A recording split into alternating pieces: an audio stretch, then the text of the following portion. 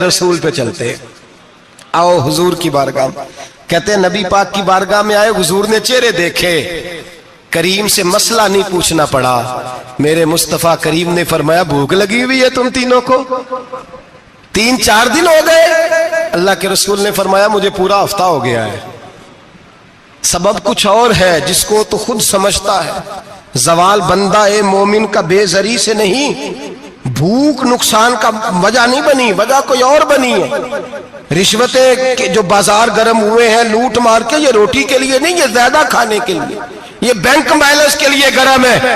ये लूट मार का मकसद कोठियां बनाना है, रोटी का तो रब करीम का वादा है। तो जो रोज रोता है शाम को कि मेरा कारोबार कोई नहीं, असल में कहता है बंगला कोई नहीं, असल में कहता है कार कोई नहीं, पजारो कोई नहीं, रोटी तो अल्लाह अता फरमाता है, उसका वादा है। फरमाया हुजूर ने 3 दिन बीत गए, चलो। मेरा बेतकल्लफ सहाबी अबुल हसन अंसारी, वो बड़े नसीब वाले होते हैं जिनको मेरे नबी पाक खुद कहते थे कि तेरी फलानी जिम्मेदारी है। इस जमाने का तो किसी को कह दिया जाए ये तेरी जिम्मेदारी है तो कहता है ये तो फटीके डालने लग गया है, यहां से तो छुट्टी कर देनी चाहिए। खुश होते थे सहाबा के हमारी जिम्मेदारी लगी। कहते हैं हजरत अबुल हसन अंसारी के घर गए, नबी पाक ने फरमाया भूख बड़ी लगी है, खाना ला। कहते हैं हुजूर ने उसे कहा तो उस आदमी को तो वजद ही हो गया। उसने कहा मेरे इतने नसीब कि हुजूर का ये खाना खिला। आओ देखो दुनिया वालों, आज जो सबसे ज्यादा इज्जत वाला है वो मेरा मेहमान बना हुआ है। फरमाते हैं वो दौड़े गए, बकरी उठाई, ज़िबा की, बीवी को कहने लगे रोटी तैयार कर। उधर खजूरें तोड़ी, अंगूर तोड़े, कहने लगे हुजूर आप जब तक तनावुल करें तब तक खाना पक जाता है। हजरत उमर कहते हैं रोटी पक के आई, बड़ा प्यारा गोश्त, बड़ा अच्छा सालन, बड़ा खूबसूरत खुलूस वाला खाना। फरमाते मैंने बड़ा ही खाया।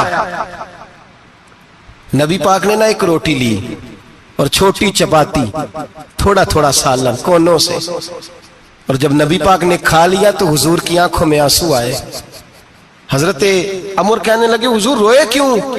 नबी पाक ने फरमाया सोचता हूं 7 दिन के फाके के बाद खाया है, पर डरता हूं रब इसका हिसाब पूछेगा तो जवाब कैसे देना है, इसका हिसाब भी तो देना है ना जो खाया है। तो हजरत उमर फारूक के हाथ में कुछ चीज थी, जोर से जमीन पे मारी, का महबूबा 7 दिन के बाद भी रोटी खाए तो हिसाब देना है। नबी पाक फरमाने लगे उमर वो मालिक है ना, तो जब देता है तो हिसाब नहीं ले सकता, हिसाब तो देना है, हिसाब तो देना है, तैयारी रखो। सहाबा किराम फरमाते हमने इरादा किया कि आज के बाद हम फिर फाके करेंगे, कम खाएंगे, इसलिए कि हिसाब देना है। मेरे भाई वो फाका कशी करते थे, डरते थे। यहाँ तो लोग खा के बीमार है, खाते जा रहे हैं, सोते जा रहे हैं, खाते जा रहे हैं, सोते जा रहे हैं। ये भी वक्त आएगा रमजान शरीफ का, सवेरे दर्स पे आओ कहते नींद बड़ी आती है, सवेरे 2 सिपारे पढ़ के सोया करो कहते साहब नींद बड़ी आती है। फजर के बाद ही तो वक्त होता है अल्लाह अल्लाह करने का, शहरी का, खाते जा रहे हैं, सोते। लोग जमात से नमाज नहीं पढ़ते, सो जाते, जमात का सवाब छोड़ के सो जाएंगे। भाई रमजान मुबारक में फाका कशी की ट्रेनिंग होती है, फाका कशी की तरबियत ले, रमजान में रोके अपने आप को, तरबियत होगी। और हमारे सूफिया फरमाते हैं जो ज्यादा खाता है उसका नफ्स उसको ज्यादा पे मायल करता है, ख्वाहिशात नफ्स पैदा होती हैं। मेरे नबी पाक अलैहिस्सलाम ने जवानों को हुक्म दिया है या माशरल शबाब, ओ जवानों, या रसूलल्लाह क्या हुक्म है? फरमाया या निकाह कर लो अगर ताकत है, नहीं ताकत तो रोजे रखो। हुजूर रोजे से क्या होगा? फरमाया तुम्हारा नफ्स कुचला जाएगा, शैतान वसवसा अंदोजी नहीं करेगा। आज नौजवान बढ़ बढ़ के खाता है, बहुत ज्यादा खाता है, कभी इस होटल से खाता है, कभी उस होटल से खाता है। इतना ज्यादा खाएंगे तो नफसानी कुव्वतें उछल करके आएंगी, मुश्किल हो जाएगा। शादियां देर से होती हैं, माँ बाप आंखें बंद करके बैठे हुए। अगर माँ बाप की जिम्मेदारी हो और माँ बाप निकाह न करे तो नबी पाक ने फरमाया बच्चे गुनाह करेंगे तो जितना गुनाह बच्चे को उतना बाप को भी होगा। तो माँ बाप चुप है, दूसरा शादी मुश्किल बड़ी है, महंगी बड़ी, और तीसरा नहीं कर रहे कुछ लोग तो रोजे भी नहीं रख रहे। तो रमजान उनके लिए भी वक्त है, नफसानी कुव्वतें कुचली जाएंगी। खाना जितना कम खाया जाएगा उतना वजूद के अंदर नफसानी ख्वाहिशात कम पैदा होंगे। तो रमजान तो प्रैक्टिस है मुजाहिदे की, दीन की। और दूसरा मेरे हबीब पाक सल्लल्लाहु अलैहि वसल्लम ने फरमाया है, हुजूर फरमाते हैं कि रमजान और कुरान का आपस में रिश्ता है। कुरान पाक कितना पढ़ना चाहिए रोजाना? ज्यादा से अल्लाह जज़ा दे, उम्मीद है आप ज्यादा से ज्यादा ही पढ़ते होंगे। भाई सुने, हदीस मुबारका में नबी पाक ने फरमाया रमजान और कुरान दोनों मिल के ना, बड़ी प्यारी हदीस है, फरमाया दोनों मिल के अल्लाह की बारगाह में मेरी उम्मत की सिफारिश करेंगे। रमजान और अल्लाहु अकबर। किस तरह? नबी पाक फरमाते हैं रमजान कहेगा ए अल्लाह दिन के वक्त मैंने इसे तेरी रजा के लिए खाने पीने से बाज रखा, और कुरान कहेगा या अल्लाह रात को तेरी रजा के लिए खड़ा होकर ये कुरान सुनता था। रमजान और कुरान दोनों सिफारिश करेंगे। हम ना बड़ा कुछ पढ़ते हैं, सुनते हैं, सीखते हैं। अब यकीन करें, ये खाते भाई का भाई से इख्तलाफ हो जाए ना तो वो 30 साल पुराने खाते खोल के ले आता है, सारी रात ढूंढता है कि मेरे पैसे कहां से निकलते हैं, पढ़ लेता है। कुरान पाक की बारी आती है तो नहीं पढ़ते कुरान पाक। अब्बा जी का खत्म होता है तो मांगते फिरते हैं, कहते 2 कुरान पाक, 10 कुरान पाक। ये बातें बतानी नहीं चाहिए, करनी नहीं चाहिए, लेकिन चूंकि तरबियत के लिए बैठा हूं तो कर देता हूं। मेरे शागिर्दों से पूछें, यहाँ मदरसा है अल्हम्दुलिल्लाह, दर्जनों तलबा है, असातिज़ा है, मेरे पीर भाई हैं, और मेरा ये दावा है कि शायद कोई किसी से इतना प्यार करता हो जितने मेरे शागिर्द और मुरीद मुझसे करते हैं। लेकिन मैंने कभी किसी से नहीं कहा कि जरा सूरत फातिहा पढ़ के देना, मैंने अपने अब्बा जी को सवाब देना है। पूछ लें किसी से नहीं कभी कहा, कभी नहीं मैंने कहा कि जरा मुझे थोड़ा सा कुरान पढ़ दें। मैं इसको नाजायज नहीं कहता, पढ़वाना चाहिए, लेकिन मैं अपने वालिदैन के लिए कभी सवाल नहीं करता कि मुझे जरा पढ़ के दो, मैंने बख्शना है, इसलिए कि मैंने जाती तौर पे रूटीन बनाई है। मैं समझता हूं कि कायनात के अंदर मेरे ऊपर जिन लोगों ने एहसान किए उनमें सबसे ज्यादा हिस्सा मेरे माँ बाप का है। मैं समझता हूं इस बात। कितना नालायक हूं मैं कि मैं 1 महीने में एक कुरान पाक भी पढ़ के उनकी रूह को एहसास नहीं कर सकता। मेरा ये तरीका है जाती, मैं कदगन नहीं लगाता, मेरा जाती तरीका ये, अलहम्द से शुरू करो और 2 सूरतें छोड़ के कुरान पाक खत्म कर दो आखिरी, और फिर फलक और नास सूरतें साथ ले जाओ।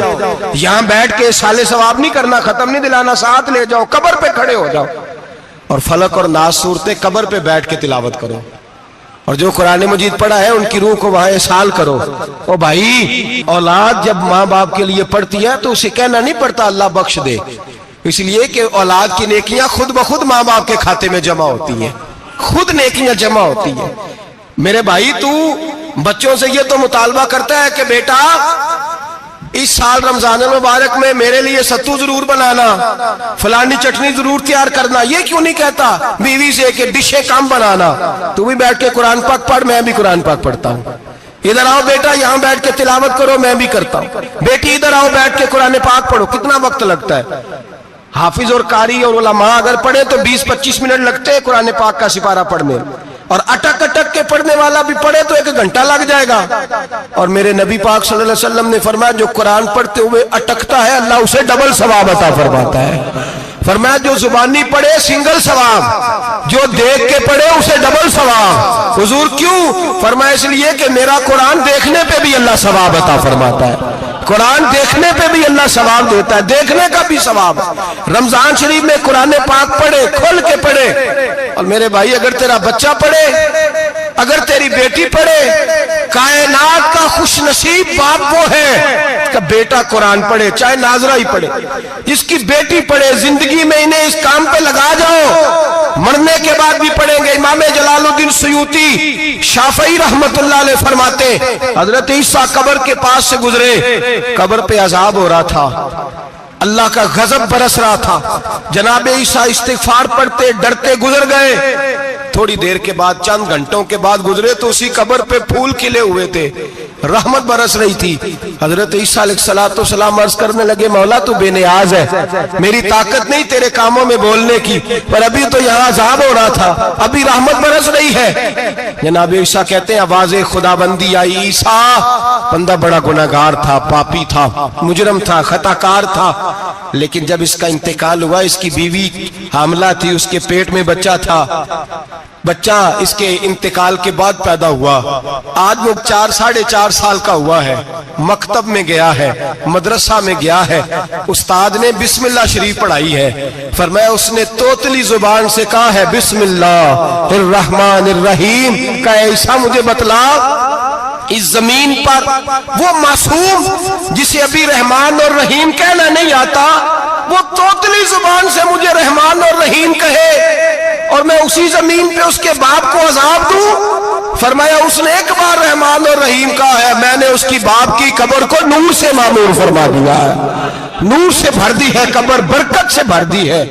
اللہ کرے میرے بیٹے بھی قرآن پڑھیں، اللہ کرے میری بیٹیاں بھی قرآن پڑھیں، اللہ کرے ہم سب کی اولادیں قرآن پاک پڑھیں۔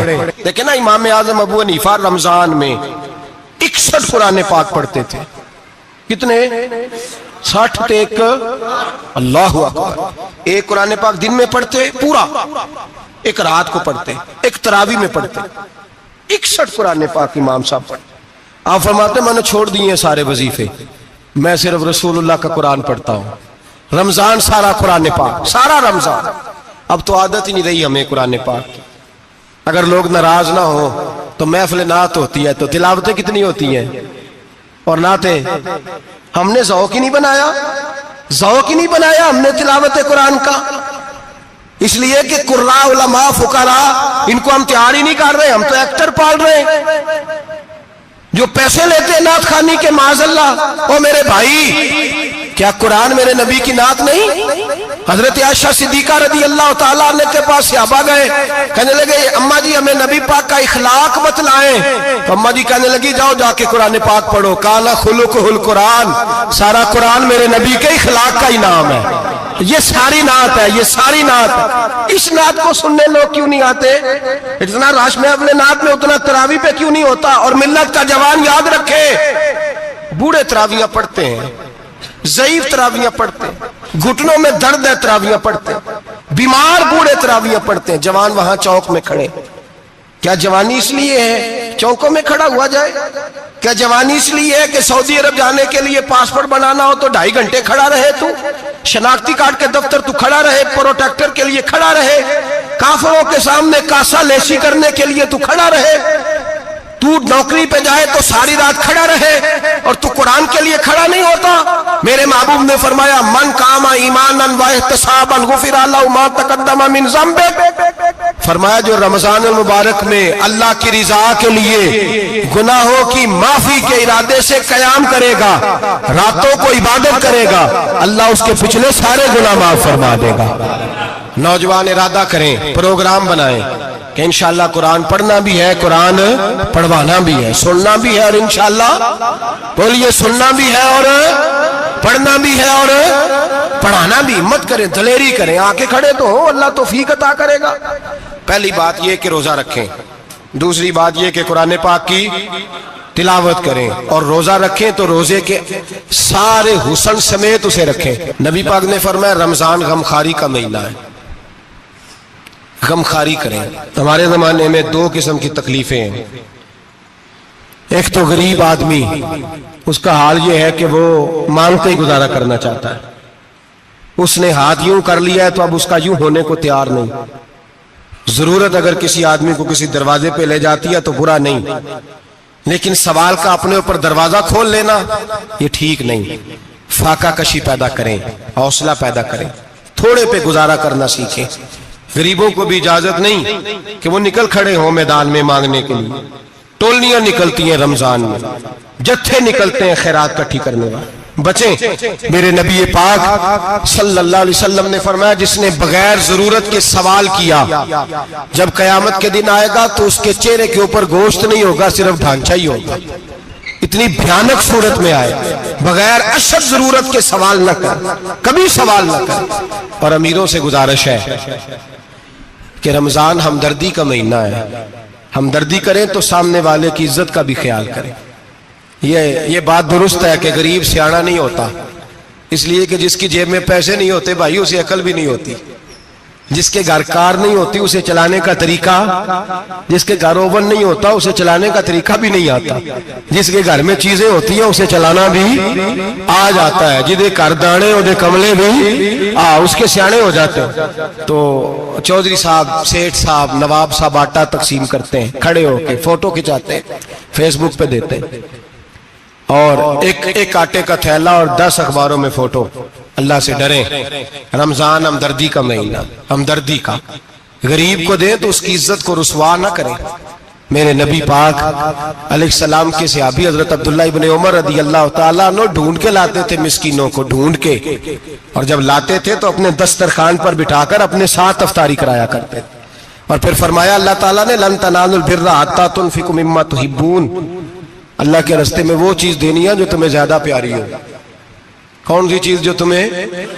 میں تھوڑا سا بے باک ہوں، بعض دوستوں کے ساتھ، سب کے ساتھ نہیں۔ ایک دوست مدرسے میں گھی دینے آئے ایک دفعہ، تو وہ والا گھی دے گئے جو سب سے سستا تھا، تو میں نے کہا مجھے دیانتداری سے بچائے، آپ یہی کھاتے ہیں گھر میں؟ کہنے لگے نہیں۔ تو میں نے کہا پھر ہم نے بچے مارنے کے لیے تو نہیں نا رکھے ہوئے، کیا وہ والا گھی اللہ کے راستے میں پیاری چیز دے رہی ہے نا، اس لیے گلے گلے نوٹ لوگ مسجد کے گلے میں ڈال جاتے ہیں، پھٹے ہوئے ڈال جاتے ہیں، کہتے ہیں جوڑ لیں گے مولوی صاحب۔ اور خدا کے بندے پیاری چیز دینی تھی تو نے، اور تو نے اس کا ترجمہ الٹ کر لیا ہے۔ سمجھ لیں رمضان المبارک میں کسی غریب کی مدد کرنی ہے تو ساتھ اس کی عزت بھی کرنی ہے۔ نبی پاک علیہ السلام کے دروازے پر جب سے، یہ جملہ ایک ہے لیکن بڑا قیمتی ہے، صحابہ کہتے ہیں جب ہم دروازہ رسول پہ جاتے تھے خیرات بھی ملتی تھی اور عزت بھی ملتی تھی، خود بھیک دے خود ہی کہیں منگتے کا بھلا ہو، خیرات بھی ملتی تھی اور عزت بھی ملتی تھی۔ نبی پاک ساتھ عزت بھی دیتے تھے، مسکین کو غریب کو دیں اور خیر خائی کریں، جوتے بیچنے والے جوتوں کے ریٹ سستے کریں، کپڑا بیچنے والے کپڑے کا ریٹ، درزی صاحب بھی ریٹ سستا کریں، دکاندار بھی چیزوں کا ریٹ، حکیم صاحب پیسے کم لیں، ڈاکٹر پیسے کم کریں، حکومت نرخوں میں کمی کرے، اور یہ کام اجتماعی طور پہ کریں۔ میرے نبی پاک نے فرمایا رمضان غمخواری کا مہینہ ہے، اس میں غمخواری کرنی ہے، دوسرے کا خیال کریں، احسار کریں، قربانی کریں۔ یہاں ہر چیز کا ریٹ بڑھ جاتا ہے رمضان شریف میں، ہر آدمی کہتا ہے میرا سیزن آ گیا ہے، توجہ بڑھائیں، خیال کریں، غمخواری کا مہینہ ہے۔ اور پھر آپ لوگوں سے یہ بھی گزارش ہے کہ رمضان المبارک کا جب مہینہ آئے تو جس آدمی کے ساتھ نیکی کرنی ہے وقت پہ کریں، کسی غریب کو پیسے دینے ہیں، کپڑے دینے ہیں تو یکم رمضان کو دیں۔ میں اکثر دوستوں سے پوچھتا ہوں، میں کہتا ہوں قاری صاحب نو جوڑا کدو دیندے ہو؟ کہندے 27 والے دن۔ میں کہ مینوں لگ گئی سمجھ، تہاڈی سازش ہے کہ جڑے سواں کے پا نہ لوے، ایویں مولوی چودھری صاحب دے نال دے کپڑے پا لے تے کتے لکھیا ہے اینوں دینا ہے 27؟ تسی دسو 27 والے دن کو درزی سی کے دیندا ہے؟ انہوں 3 گنا بھی پیسے دئیے تو کہندے جڑے باقی نے انہاں دے نہیں بٹن پہ لگ دے میرے کولوں، کتھوں جوڑا سی کے؟ تو کس دن دیتے ہو قاری صاحب کو؟ کیا مقصد ہے؟ پہننے کے لیے دے رہے ہو یا اس لیے دے رہے ہو کہ نہ پہن سکے؟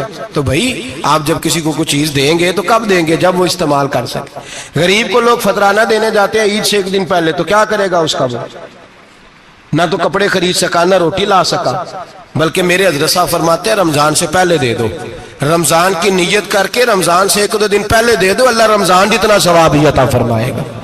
رمضان سے پہلے دو جس کو کچھ ہے دن، قبل از وقت تیاری کرو۔ اور میرے قبلہ صاحب فرمایا کرتے اپنے کپڑے بعد میں، غریب کے بچوں کے کپڑے پہلے، اپنے گھر کی ضروریات بعد میں، غریبوں کی ضروریات، اس لیے کہ اللہ پاک نے ان کا رزق بھی ہمارے گھر بھیج دیا ہے، ہماری ڈیوٹی لگائی ہے کہ تم نے بانٹنا، بانٹنے والے بنو، اور یہ ذہن بنائے کہ پتہ نہیں کس کا حصہ تھا جو اللہ نے میرے گھر بھیجا، یہ ذہن بنا کے بانٹ، اور جس کو دینے جائیں ہاں آپ کو اجازت ہے تھوڑا بہت پتہ کرنے کی، لیکن تھوڑا بہت تفتیش کرنے کی اجازت، بال کی کھال اتارنے کی اجازت۔ میں نے دیکھا ہے لوگ غریبوں کا انٹرویو لیتے ہیں، تیرا تو فلانا کمانے والا نہیں، تیرا تو فلاں بچہ، او بھائی بہت سارے غریب ایسے ہیں، بڑے ہیں جو کمانے کی کوشش کرتے ہیں لیکن ان کا سبب نہیں بنتا۔ ہاں ہے ایسے لوگ جو سعودی عرب چلے گئے ہیں، کہتے ہیں تیرا تو فلاں باہر نہیں گیا، ہے گیا ہے، لیکن سارے سعودی عرب جانے والے بھی مال کمانے کی طاقت نہیں رکھتے، کئی وہاں بھی بیٹھ کے بیچارے قرضوں میں الجھے ہوئے ہیں، وہاں والوں کے ظلم کا شکار ہے، بہت ساری آزمائشوں میں تو تفتیش کرتا ہے۔ میرے امام شافعی کا ایک جملہ اگر آپ کو یاد رہ گیا تو بات بن جائے گی، امام شافعی رحمت اللہ، بلکہ حضرت غوث اعظم جیلانی کے پاس وہ بات آپ کو زیادہ فائدہ دے گی۔ حضرت غوث اعظم جیلانی کو ان کا ایک مرید سمجھانے لگ گیا، کہنے لگا حضرت جی آپ سب کو دیتے رہتے ہیں، ہر بندہ مستحق نہیں ہوتا، ذرا ٹٹول کے دیا کریں۔ تو غوث اعظم جیلانی فرمانے لگے بھائی مجھے تو لگتا ہے تو بھی ان چیزوں کا مستحق نہیں تھا جو اللہ نے تجھے عطا کر دی ہے۔ پہلے تو بتا تو مستحق تھا, تجھے اپنی حیثیت اوقات کا پتہ ہے جو اللہ نے تجھے دے دیا؟ طاقت تھی, کوالٹی تھی, تیرے اندر وہ صلاحیت تھی. رب نے تو نہیں تیری تفتیش کی کہ تو قابل ہے کہ نہیں, تو اللہ کے بندوں کی تفتیش کرتا پڑتا ہے. امام شافعی فرمایا کرتے, امام شافعی فرماتے رب تجھے پرکھ کے نہیں دیتا, ٹٹول کے نہیں دیتا, رسوا کر کے نہیں دیتا, تو غریبوں کے ساتھ یہ سارا ظلم کیوں کرتا ہے؟ بس پتہ چل گیا وہ ضرورت مند ہے تو دے, اس لیے کہ اجر تجھے غریب نے نہیں دینا, اجر اللہ نے دینا ہے. اور اللہ اجر عمل پہ نہیں دیتا, اللہ تو نیت پہ اجر عطا فرماتا ہے. تو نیت دیکھ تیری کس طرح کی. تو میرے بھائی غریب کو دیں قبل از وقت دیں.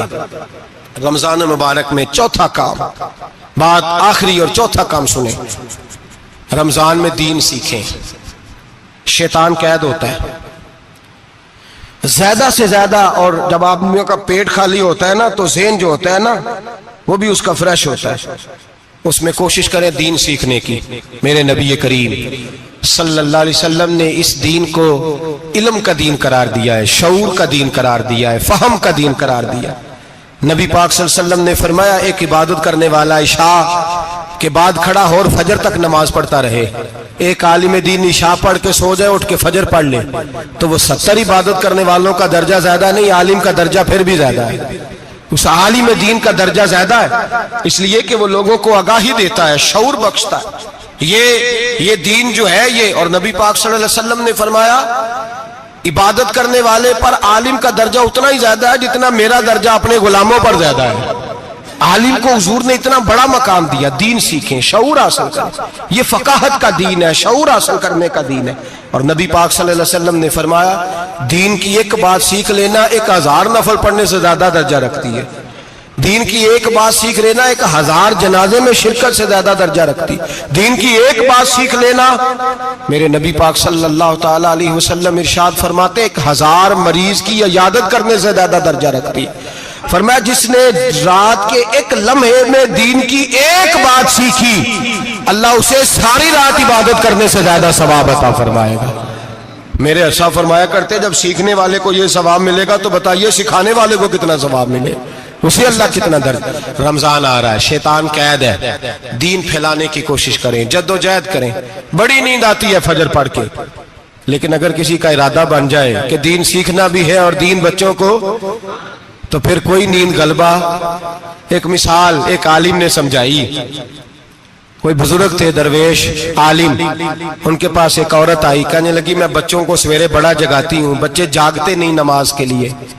بڑا عجیب جواب دیا بزرگوں نے, درویش نے, عالم نے. کہنے لگے بی بی کیوں نہیں جاگتے, جگایا کر, بیدار کیا کر, اٹھایا کر. کہنے لگی بڑی جدوجہد کرتی ہوں, اٹھتے نہیں, بیدار نہیں ہوتے.